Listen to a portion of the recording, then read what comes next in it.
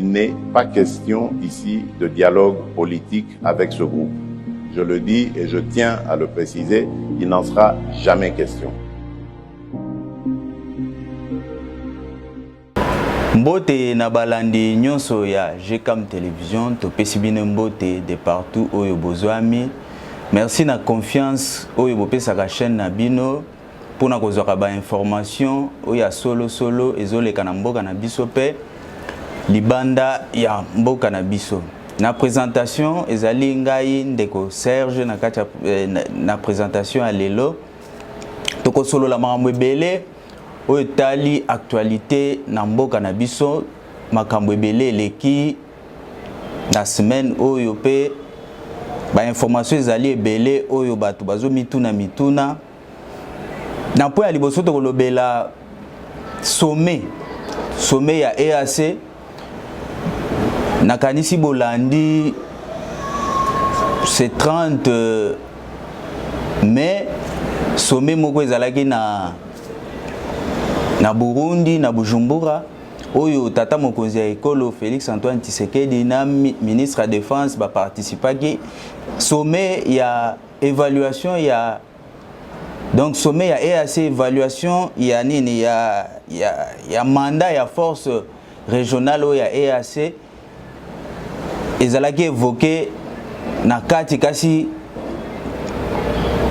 na kati wana tomoni ba renouveler mandat ya force régionale kasi pesi moi ba inquiétude ebele na mitu ya batu ebele ba se poser ba question pour na nini Félix a trahir mboka boye na na kasi to kosolola ngo awa to komeka kosala mo analyse muke par rapport ya force oyo par rapport à la communauté ya EAC to koyeba qu'est-ce qui se passe ba renouveler le sous mandat jusqu'au mois de septembre. Alors tokoyeba qu'est-ce qu'ils ont fait sur terrain et là on a une force régionale et sali sur terrain pour ba renouveler encore mandat na bango na nini na kati ya espace wana ba continuer les sous. Qu'est-ce qu'ils ont déjà fait sur terrain. Donc tokoyeba bango na kati ya émission oyo. Et puis deuxième point na biso ezali concerné réorganisation il y a M23 selon le porte-parole de FRDC. M23 bazali ko s'organiser les sous appuyé par le Rwanda bien évidemment bazali ko se réorganiser pour na ko attaquer Goma pour pousser le gouvernement congolais na table ya négociation. Alors, to éviter où est la communauté internationale dans Makambo? Est-ce que le M23 va respecter ce que le Rwanda respecte vraiment? Respecte la clause, il y a processus à Nairobi pe Rwanda.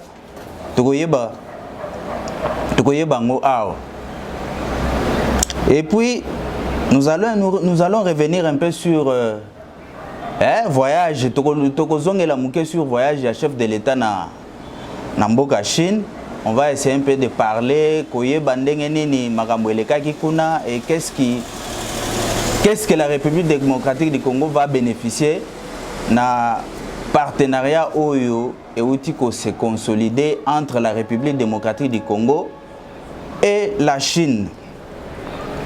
Sans plus tarder to kotina sujet na biso ya liboso sommet ya EAC tata mokonzi ya ekolo après kolongwa Chine azalaki na nini na Bujumbura na accompagné ya délégation quelques conseillers na et puis ministre ya défense VPM ya défense Jean-Pierre Bemba bazalaki na sommet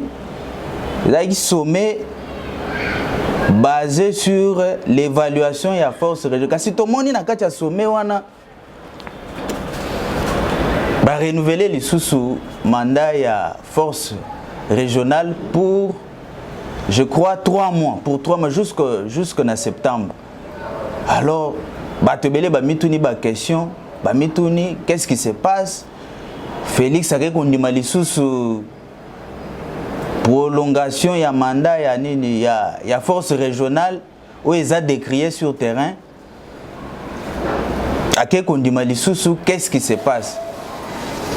Na problème où il y a EAC, il faut koyeba été ce qui président de la République a zozwa moi ba option moko boye c'est pour le bien de la population. Toyebi mboka na biso ndenge zali, mboka na biso ndenge batika ki yango armée zate. Donc infiltré, donc ba service nyonso ezali par terre. Donc mboka na biso ezo connaître ba problème moko boye ya makasi oyo bino boko comprendre te.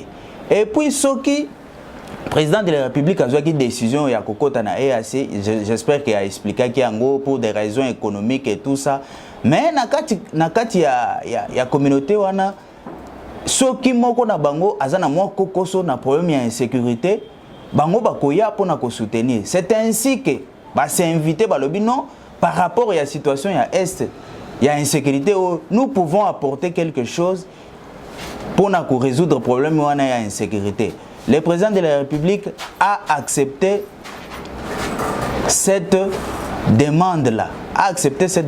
Alors, demande wana oyo bango basenga ki baya ko soutenir RDC na ba effort ya ko résoudre le problème ya insécurité oyo ezalaki accepté par le président de la République, il a accepté baye et puis la communauté internationale aussi s'est inscrit na katia eloko wana selon bosenga na bango babi non il faut problème wana ezala résolu d'une manière na région d'une manière régionale na ba pays o eza na katia région. Bon na ndenge le président de la République azolinga kopesa avantage mingi na nini na processus diplomatique en attendant qu'organiser l'armée, parce que tu as vu que l'armée n'a pas de problème, il faut organiser. Mais tout ce temps-là, ceux qui ont négligé option diplomatique, vous ne voyez pas que tokotika champ libre na Rwanda, basala makambo bazolinga basala.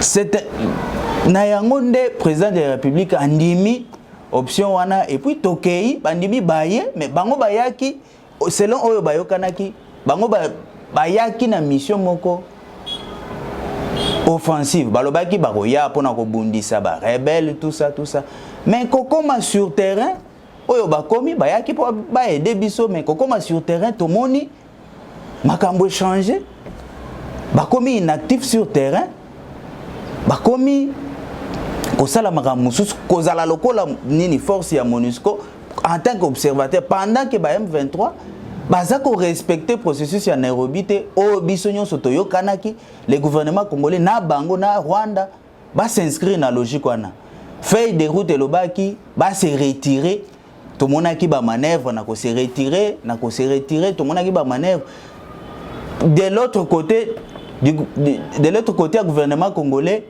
bazo respecter nini wana mais côté M23 to moniki bazo respecter te force régionale les awana bazo commettre ba exaction na misu ya force régionale bazo mona baza wana bazo sala le côté donc c'est yangwana nde pesi moi moko koso na nini na mission na bango bayelaki na Congo to ndimaki bango le président de la République ndimaki bango na motema moko na motema na ya ouverture baya ko aider RDC parce que nous ne pouvons pas œuvrer to koki ko zala tête kaka biso moko ceux qui baninga basengi baya ko aider bino non bakoya et puis la communauté internationale apesi schéma to s'inscrit mais il y a une résolution aux Nations Unies et s'inscrit dans la même logique ya nini ya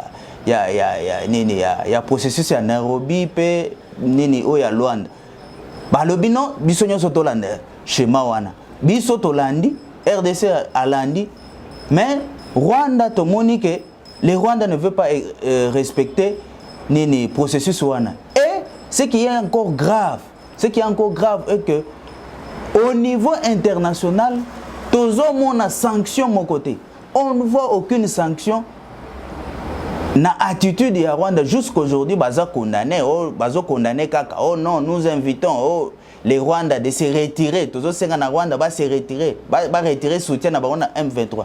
Il n'y a que des déclarations oyo ezo apporter loko mon côté aucune sanction tozela ki ba sanction tozo mona sanction mon côté on ne voit rien absolument. Mais, biso de notre côté, nous respectons les processus tels que Zalaki établis. Alors, concernant la force régionale, je pense que si, concernant la force régionale, si le gouvernement congolais, le président de la République, ceux qui bandimi que force wana, ceux qui bandimi que va renouveler nini wana, c'est pour échapper à certains alibis oyo bango bakoki kozala nango comme moyen na bango ba justifier une autre agression de parce que toyebi ke baza na kati ya ko se organiser baza sur place nanu balongwe penate baza wana bazolinga ba créer encore événement mususu pour na ko pousser gouvernement congolais parce que toyebi ke bango bazolinga dialogue entre M23 na gouvernement congolais. Donc eloko wana c'est eloko oyo président de la République a boyaki. Donc on ne peut pas négocier avec des terroristes. Bango po ba reconnaître que M23 est un mouvement moko terroriste, est un problème, c'est tout un problème pour na bango. Alors bazo pousser gouvernement congolais à kende na mesa na bango. Aussi longtemps que bango bazo condamné te, bazo monate oyo bango ba commettre sur terrain, au Rwanda commettre sur terrain. Na est ya République démocratique du Congo. Donc eloko oyo nous pouvons comprendre que ça complot moko président de la République a déjoué complot moko boye. Donc a komisa bango tina suka. Tozela mandat na bango ekosi la 3 mois ezebelete. Eza ko komisa bango tina suka tina makanisi na bon parce que ceux qui na minute to lobby oh non, ce président de la République a lobby non na boyi boy bakoloba oh non à s'écarter na processus ezalaki établi tout ça force régionale il faut que pesa bango temps en même temps il faut boyeba que les gouvernements congolais aussi tout ça qu'on se préparer en conséquence donc nous nous préparons en conséquence.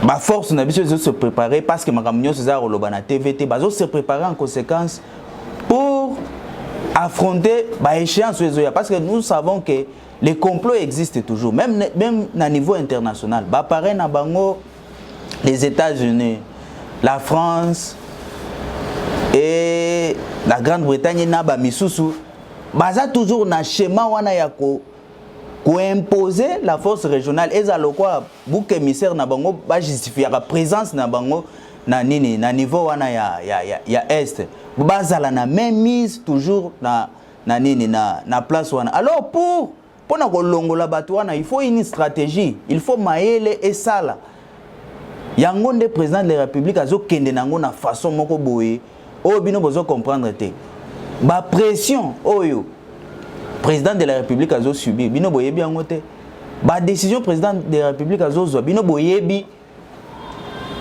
conséquences nangote boyebi danger nangote oye koyela ete boyebi angote alors le président de la République ceux qui basu décision na ceux qui bandimi et assez continuer eza pona kokomisa bango tina suka kokomisa maele na bango tina suka. Tant que tokokoma na moment wana, ils nous feront bakosala biso bilan, qu'est-ce qu'ils ont fait par rapport ya mandat wezaki a signé na bango na kati ya nini ya est wana. Bakoyebisa biso qu'est-ce qu'ils ont fait jusqu'aujourd'hui. O ya liboso o utiko sila na nini na juin awa, toyebite qu'est-ce qu'ils ont fait. Tout le monde a commis se comporter, le gars là observateur, tout le monde a M23, on ne comprend pas position na bango. Donc nous avons compris que na kati ya deni wana eza lisanga moko boye ya ba ndoki. Moni ndoki po yeba bien, il faut approcher. Ce président de la République a approché qui bango pe c'est une façon aussi et ça stratégie moko boye ya ko yeba ba vraie intention na bango. Alors lelo ba intention na bango et bimi na polele ils ne veulent plus quitter au Congo. Ils ne veulent plus quitter le Congo. Donc bango balingi bazala kaka wana sous soutien il y a communauté internationale, il y a la puissance ya libanda bazala wana ezala lokwa force moko boye ya MONUSCO ba justifier la présence na bazala kaka wana. Donc pour na bango ils sont prêts même ya ko créer les sous moi kao mususu pour na justifier présence na bango. Alors pour na kokoya na piège na bango na te le président de la République bandimi total comme bazui ba engagement tokotala qu'est-ce qu'ils vont faire jusqu'à na échéance oyo ba pesi bango jusque na septembre tokotala tokoyeba nous ferons une évaluation parce que oza évaluation à liboso tokoyeba qu'est-ce qu'ils ont fait sur terrain musala nini bazo sala na cadre ya nini ya mission ba pesa ki bango. Alors chers Congolais, il ne faut pas vous poser beaucoup de questions. Le président de la République, lorsqu'on gère un pays, il faut être sage, il faut être aussi intelligent. Donc, le président de la République ne peut pas agir sur base, il y a des émotions, sur base, il y a des émotions, il y a des inquiétudes, non. Le président de la République a un niveau naïe. Donc c'est les Congolais les mieux informés na isikazo azawana siko. Donc c'est les Congolais les mieux informés. Alors Bokri jamais commis de bopé sa président de la République confiance. Il est là pour servir la nation. Il est là pour les intérêts de la nation. Nakansi asia lobaka donc il y aura pas de dialogue. Tozo mema bango tina suka. Tozo mema bango tina suka. Alors, lorsque Tokokoma na point wana, Tokoyeba siko, qu'est-ce qu'ils ont fait? Bakoye bisabiso nini? Bakoya na schéma li susu, ya ndenge nini? Bakoya na schéma nini? Parce que schéma oyo, eza schéma tracé par la communauté internationale. Donc il faut d'abord suivre ce schéma et après, nakanisi na mokili mobimba, biso tokosokola maboko na biso, na mokili mobimba, nous avons fait de notre mieux. Donc le président de la République aura quand même un discours. Il y a qu'on se justifier vis-à-vis du monde mobimba parce qu'il a tenté d'avoir nyonso pour mettre fin. Il a tenté pour mettre fin à la guerre d'une manière diplomatique. Je crois que de notre côté, le gouvernement a s'organisé, le FRDC a s'organisé, les moyens sont mis en place pour acquérir na ba faire des moyens conséquents pour faire face à la situation oyo eza face na biso. Je pense que le processus diplomatique ezo sala musala nango pe côté oyo armée za ko s'organiser pe makambo nyonso eza mise en place pour na ko équiper armée na biso et ça là à mesure ya ko sala face na ba échéance oui ekoya. Alors bande ko na biso ba congolais tous à la patient, tous à la motema kokita botale la chef de l'état. Vous l'avez élu parce que vous pensez confiance. Alors botale la politique oyazo mené total à côté ekosuka neto ko tirer ba conclusion. Kobanda ko tirer ba conclusion ka lelo e pona nini boye pona nini na koti boye pona nini asali boye ba décision oyazozwa eza peut-être ba décision moko stratégique pour échapper peut-être na complot moko boye préparé na niveau international. Alors tout ça là est confiance tokoyeba ba résultat nini ekoya après na point na biso ya mibale tolandaki biso nyonso récemment communiqué ya porte-parole ya FARDC koloba ete ba M23 bazali lisusu ko se réorganiser pour attaquer la ville de Goma. Donc c'est comme je viens de dire tout à l'heure, donc les complots existent toujours. Donc Kagame ne fléchit pas. Donc pour ça, ils ont toujours à continuer dans l'aventure à Salagana Est et la République démocratique du Congo. Processus ya Luanda a boy ko respecter yango.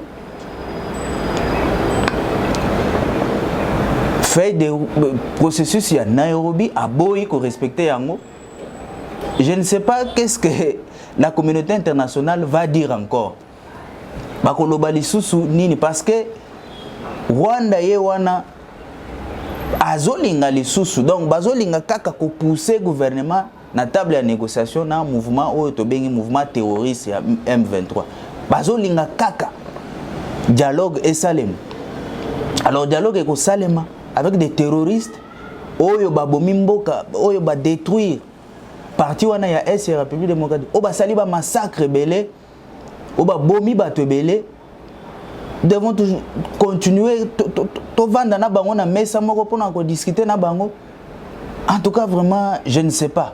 Et en ce moment là la communauté internationale nous tirons la sonnette d'alarme mais la communauté internationale baza silencieux cette communauté internationale est silencieuse.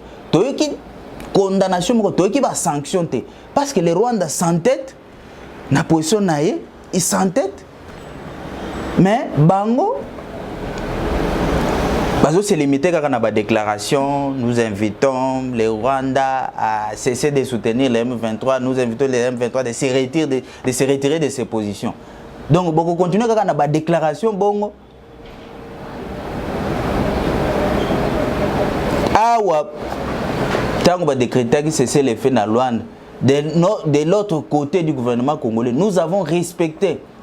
Le gouvernement congolais a respecté la clause qui fait des routes à Luanda. Mais du côté du M23, ils continuent toujours à attaquer, ils continuent toujours à faire l'aventure dans Bango, dans l'Est.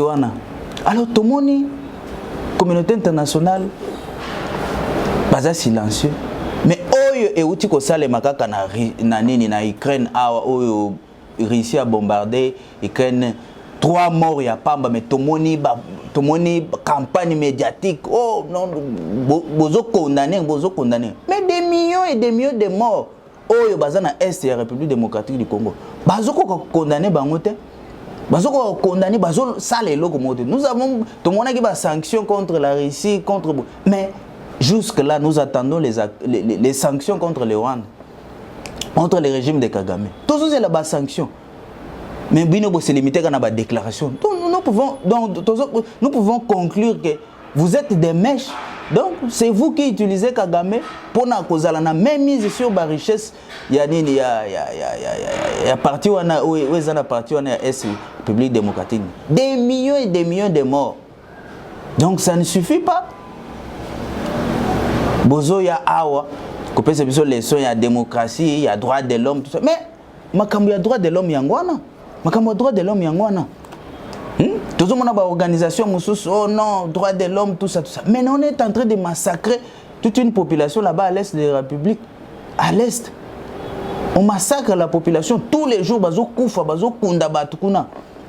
Mais vu que vous êtes là, quand on a une déclaration, une condamnation, une déclaration, où est-ce que ça n'a pas payé le côté. Banda ko sala ba déclaration wana. Est-ce que les Rwandais ont fléchi? Continuent toujours à chercher à maintenir nini banina. Nous comprenons que ESA soutient aux autres et pas na bango parce que cette politique de 2 poids 2 mesures tous comprendre dans côté. Donc bazo kufa des millions et des millions de Congolais bazaba nyama hein pour la guerre en Ukraine, toute la communauté internationale s'est mobilisée pour soutenir l'Ukraine. Mais situation il y a RDC, il y a des millions et des millions. On va massacrer les Salema tous les jours. Où est la communauté internationale? Donc nous comprenons que ces gens ici, ils ont un complot contre la République. Ils ont un complot. Alors nous devons nous lever, nous sommes Congolais, nous devons être vigilants partout où nous sommes, partout où Bozali. Il faut qu'on soit vigilants et veiller Pendant que télémélara politique à Mabé à Batoy, qui se disent des partenaires de la RDC, mais na CCC, ils ont créé des foyers de tension, ils ont créé des troubles pour leurs intérêts, pour les minerais, pour s'enrichir. Bango bazwa kaka population a souffert, ils sont prêts à tout pour les intérêts na bango. Mais ce sont des bateaux liboso, il y a coupé sa leçon, il y a démocratie, il y a bonne gouvernance et autres. Mais en réalité, ce sont des je peux dire des criminels. Au bazo salamaka mabé na cesse. Parti OIAS et la République démocratique du Congo. Et connaître combien de morts jusque-là. Pendant plus de 20 ans. Toujours situation de guerre, toujours un problème moko oyo bango bakoki kosilisa même en un jour. Mais bazo biso na ba processus bokende boy aller comme ça et bokota na schéma oyo bokota na processus. Non, on veut nous prendre pour des imbéciles ou comment? Hein? On veut nous prendre pour des imbéciles? Tout le monde a une situation musu na bamboka mususu neti par exemple, je donne toujours l'exemple à Ukraine. Nous devons se mobiliser, mais pourquoi ne pas le faire pour la RDC? Chers Congolais, il faut comprendre que tous abissomoko. Nous devons nous organiser, tous à la éveiller. Tout qui a une division, tout qui a une guerre, il y a pamba. Nous devons être conscients, il y a avenir, il y a mboka na biso. Parce que surtout tout qui a une distraction, mboka na biso eko kende na maboko ya banguna, mboka na biso eko zala détruit et tokozanga moyen de développer mboka na biso ekozala détruit. Alors nous devons être conscients pour nous télémélara batu oyo. C'est lorsque nous sommes divisés, c'est lorsque nous sommes dans la distraction que bayaka ko profiter pour ko créer des ordres, ko créer chaos, parce que bango baza toujours na même schéma wana. Tout le monde qui tant que se mobiliser, qui tant que population se mobiliser, tout le monde qui quand même ça net moi ko rééquilibrer mukenasim. Alors, si cette mobilisation continuait, je pense que Bakobanga, parce que puissance et peuple, n'andimité que Mutumoko a télémela Gango. Mutumoko a gossé la face Nango. Alors, nous devons être debout, tous soutenir Mogozambo, tous asimanaye, n'aba action à Zosalat, parce que tout ce qu'il fait, peut-être que nous sommes comprendre dans côté, Batbaya comprendre Ganasim. Mais il est en train de faire tout. Mboka na biso na bisika zala. Mboka na biso zala qui déjà et kenda qui déjà. On ne contrôlait plus rien. Mais grâce à dynamisme et à président de la République, to moni lelo mboka na biso to komiko mboka na biso komiko zonga na maboko na biso. Peut-être batu musu bazo comprendre ngote. Batu musu bazana na ba distraction. Pour la communauté internationale, ce qui l'intéresse, c'est les élections au Congo. Mais en termes de développement, qu'est-ce qu'ils ont déjà proposé? Et là, on dit s'ils sont des partenaires. Et là, ils ont préoccupé des élections pour avoir l'influence politique sur Bango manipuler. En tout cas, tous à la conscience. Nous devons maintenant réfléchir pour le développement du Congo. Donc, nous allons réfléchir à l'élection. Non. Aussi longtemps que Mboka na biso est menacé. Bino bozo mona likambu ya S wana neti likambu bo ya maseki mais eza makambo ya makasi ya minene. Une situation oyo qui oeza complot moko boye na haut niveau. Na haut niveau. Bomona ngo kaka bo sukisa ngo kaka na nini na côté ba Rwanda na ba pays. Non, il y a des puissances qui sont derrière. Il y a des puissances. Parce que ceux bozo attaquer bango sans résoudre les problèmes, sans résoudre le problème aux Asimawana. Donc vous ne faites absolument rien. Parce que les puissances là seront toujours là pour nous alimenter bango. Alors yango vous mon président de la République ne cesse jamais il y a qu'à décrier situation on a partout. Na ba rencontre nous ça partout dans le monde. C'est pour réveiller la conscience, il y a communauté internationale ba cesser ko mener ba aventure bazo mener wana na mboka na biso parce que ceux qui totika le na distraction et kozala kaka boy. Donc ça sera toujours comme ça. Donc kozala kaka situation si au moins on va créer les sous. Non, il faut résoudre cette situation d'une manière définitive pour Congo et Zouakimia. pona o etali nsi nalobelaki na sommet a tokozongela muke makambo oyo ya voyage à chef de l'État na Chine. Qu'est-ce que nous pouvons retenir? Président Zalagi na Chine, la délégation à ministre, il y a eu beaucoup de choses qui se sont faites là-bas. Kassibato Balobi, et Belé. Non, président de la République, pourquoi avoir attendu quand à un moment où il y a fin un mandat pour kokende na Chine, pour na nina salaki au début un mandat na été. Mais vous devez savoir une chose. Au moment président de la République Azam Mutumoko Boye Oyo Azo Sala Makambo selon l'enjeu de l'heure. Je crois qu'au début, à mandat chef de l'État, il a plus donné confiance à mi Fongoli, à pessi ouverture na ba puissance nyonso, na ba partenaire na biso nyonso. Oyo azana besoin ya ko soutenir biso, oyo a besoin ya ko participer na développement ya Congo to ko ya ko sala na biso partenariat moko gagnant. Donc a fongola ki maboko bo monaki atambola ki mokili mobimba akendaki par-ci par-là, donc pour sensibiliser la communauté internationale que le Congo est ouvert à tout le monde. Donc bakangela ki mutu porte te. Mais to monaki na chef ya ba partenaire na biso ba mi benga ba partenaire traditionnel. On a vu une certaine hypocrisie na chef na bango parce que la position claire jusque là ba promesse, il n'y a que des promesses, nous ferons ceci ba promesse ngo bazo pesa conditionné na ndenge bango bazo lo ba conditionné na makambo ya bonne gouvernance la démocratie boye na boye. Mais partenariat wana eko servir na nini? Ça va servir en quoi? Ça ne sert à rien. To bandaka kozala na partenariat moko boye ou ezo mema eloko moko te na mboka na biso parce que nous avons des défis de développement, nous avons un problème économique na biso. Oyo bango bazo linga te que Congo etelema ezala puissant parce que aujourd'hui le Congo ce qui a se développé, ce que Congo a émergé na économie na yeni. Je crois que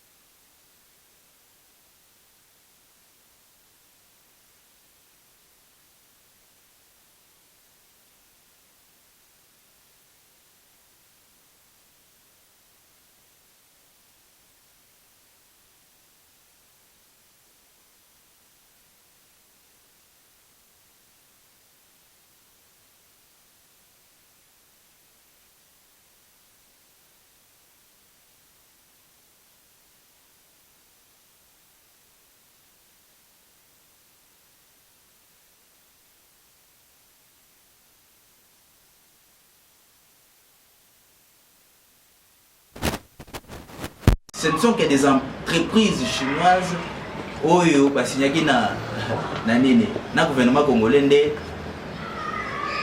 de baganyaki. Mais les gouvernements chinois en soi baganyaki eloko mote ya monde babengisa président comme ça va renforcer collaboration entre Chine et RDC. De cette occasion-là, le président de la République a présenté aussi les potentiels de notre pays.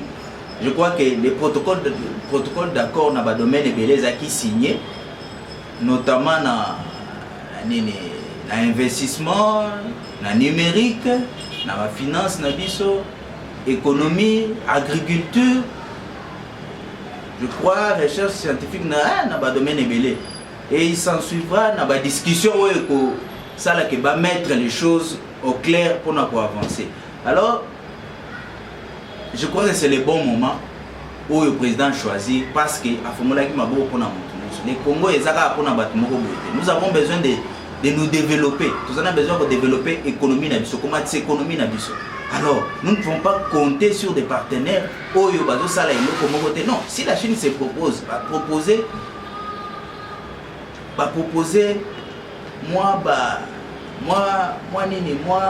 coopération na bango est rentable pour na biso pe pour na bango. Donc le gouvernement va étudier donc ba protocole d'accord est signé tout mon aki président a tambolaki akutanaki na ba responsable de la société Huawei ba sololaki ba moi ba protocole d'accord est signé. Donc dans les jours à venir beaucoup monde va retomber wana ya nini ya voyage ya président de la République en Chine. Beaucoup de monde va retomber wana. Je crois que des accords seront signés. D'accord, vous allez signer ou vous allez prendre un avantage à mon avis, notamment au tombeau de l'économie. Parce que l'économie n'a pas de alors, la Chine en tant que puissance économique, je crois que la RDC a s'il y a des partenaires qui se proposent, va se proposer pour offrir biso partenariat gagnant-gagnant. Alors, qu'est-ce que vous voulez? Nous devons regarder ailleurs. La Chine aujourd'hui, c'est une puissance. Donc, le président de la République avait raison dans le moment où il y a la paix, la puissance. Mais biso tokangeli ba to porte. Oh, il y a Monique non, akoya ko proposer RDC loko moko ya malonga. Moi, partenariat moko est clair. Pe o eza pour développer mon cannabis. Mais dans le respect mutuel. Donc c'est ça que la Chine fait. Chine s'est basée sur affaires où ils ont traité dans le mais les autres partenaires, ce qui leur préoccupe, ils ont placé des dirigeants qui ont une influence sur la politique, mais au état de développement, et là, ceux qui total payer belé en Afrique. C'est un fiasco total. Un fiasco va payer belé. Je crois que les lots africains belé va commis cause conscience. Si la Chine aujourd'hui, c'est une façon aussi de créer l'équilibre entre les puissances, des puissances traditionnelles, qui ont une influence en Afrique. Donc aujourd'hui, il y a quand même d'autres puissances aussi. Ils vont proposer aussi, avantageux pour l'Afrique parce que nous avons besoin de développement. Les pays africains ont besoin de développement. Ils ont un retard dans le développement. Si la Chine aussi, les lots, se proposer aussi pour investir en Afrique, donc ce qui est pour les biens des Africains, les lots africains ont conscience. La Chine est partout. La Russie aussi a s'inviter dans le débat. Donc, ça crée aussi l'équilibre pour pas comprendre, comprendre que non, nous pouvons aussi tourner le regard dans le sens. Je crois que ça va créer un peu le respect et vis-à-vis des pays africains. Voilà l'émission et Suki Awa merci na ndeko Chako azaki na sima caméra. Ngai ndeko Serge napesi bino mbote pe tokokutana prochainement.